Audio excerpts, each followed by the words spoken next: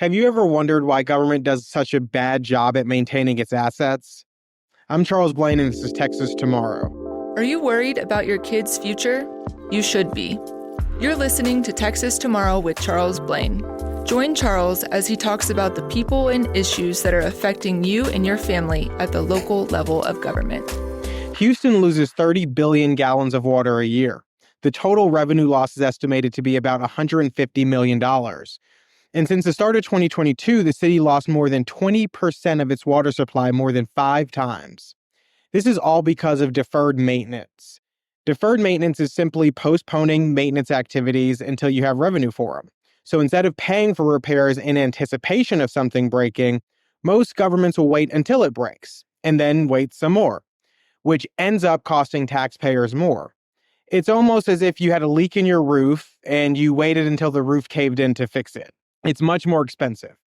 And as local government's focus has shifted and its number of priorities have grown of its own doing, budgets have gotten tighter. And one area in which they keep some flexibility is by deferring maintenance costs, pushing what they can do today off until tomorrow, but that doesn't benefit the people they serve.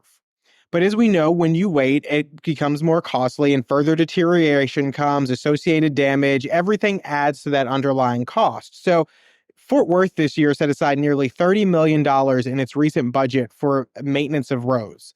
They have more than 8,000 lane miles, and just under 25% of them need reconstruction, and 38% of them need maintenance. So now they're looking at a street maintenance fee to address the crumbling infrastructure.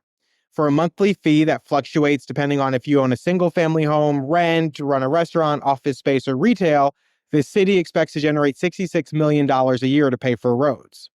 Just the Parks Department in the city of Austin reportedly has a $125 million annual deferred maintenance cost.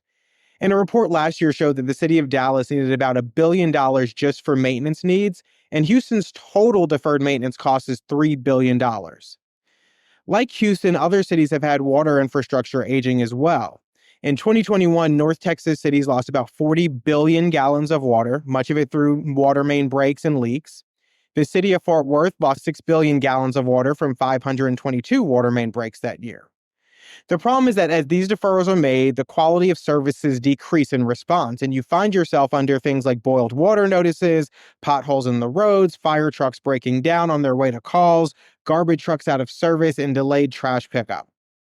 This is what you deal with because they choose to kick the can down the road and not address maintenance costs up front. The idea of deferring maintenance is that they'll come back and pay for it when they have more budget flexibility, but if you watch any local government, you know that is never the case.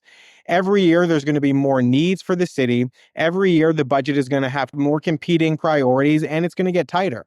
The idea that local officials can just delay and come back around to maintenance later is one that fails every single time.